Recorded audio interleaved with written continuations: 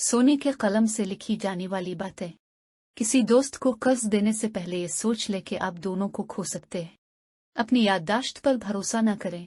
तमाम मामलात कागज पर तहरीर कर लिया करें और किसी को उसकी मजदूरी इसका काम खत्म होने से पहले ना दो। अपने जीवन साथी का इंतखाब एहतियात से करें क्योंकि वो आपकी 90% खुशी या नाखुशी का जिम्मेदार है। और अगर आप चाहते हैं कि आपका दिन अच्छा गुजरे तो देर से ना सोएं। और जब आप किसी दोस्त की कार उधार लें तो उसे वापस करने से पहले तेल की टैंकी भर लें। और बेहतर है कि आप उधार लेने की आदत ना बनाएं।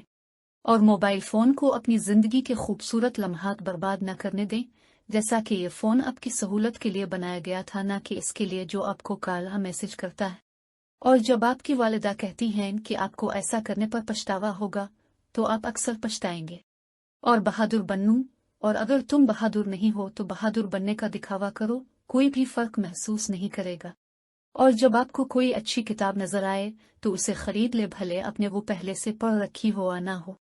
इस शख्स के साथ पार्टनरशिप ना करें जो 3 बार नाकाम हो चुका हो। आपके बच्चे जब 16 साल की उम्र में पहुंच जाएं तो इनके फारग वक्त में उन्हें काम करने की तरगीब दें। लेकिन अगर इससे पहले भी मुमकिन हो तो ज्यादा बेहतर है। अगर आप कोई चीज 2 बार से ज्यादा उधार लेते हैं तो बेहतर है इसे खरीद लें। और मशकूक जगहों से दूर रहें। बुरे वाकयात सिर्फ वहां होते हैं। और जो अपना पैसा सही खर्च करने में नाकाम रहता है वो अपनी जिंदगी की हर चीज में नाकाम है। और जब कोई आपसे सवाल करे तो इसका जवाब ना देना हो तो मुस्कुराकर कहीं, आप ये बात क्यों जानना चाहते हैं। और 3 चीजें जो आपको कभी नहीं खोनी चाहिए: बर्दाश्त, खुद एतमादी और गाड़ी की चाबियां। और ये तवक्को ना रखें कि आपकी बदहाली में आपके बच्चे आपकी नसीहतें सुनेंगे। और अपनी बीवी के बेहतरीन दोस्त बने।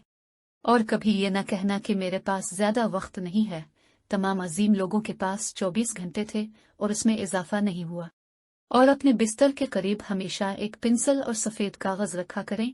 कुछ सुनहरी ख्यालात आपके दिमाग पर बना बताए दस्तक देते हैं और अगर आप उन्हें बर वक्त नहीं लिखते तो उनसे महरूम रह जाएंगे। तारीफ हर किसी को पसंद है, लिहाजा इसमें कोताही ना करें, मगर मुनाफकत से बचो।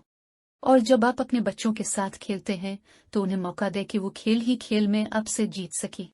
अपने बच्चों के सामने बीवी को तनकीद का निशाना न बनाएं, चाहे कोई भी मसला हो। और जब आप किसी कमरे या मीटिंग में दाखिल हों तो इस तरह दाखिल हों जैसे आप इस जगह के मालिक हों। इसका मतलब है कि आपको अपने आप पर एतमाद है।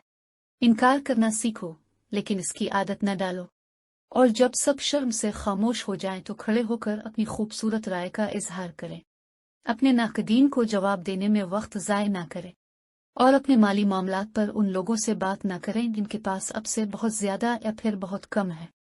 और जब आप किसी रेस्तोरां में मेहमान हों तो अपने मेजबान की तलब करदा से ज्यादा महंगी चीज ना मांगें। आखिर में अपने आप पर रहम करें और बांझ बहसों से दूर रहकर अपनी सेहत को महफूज रखें।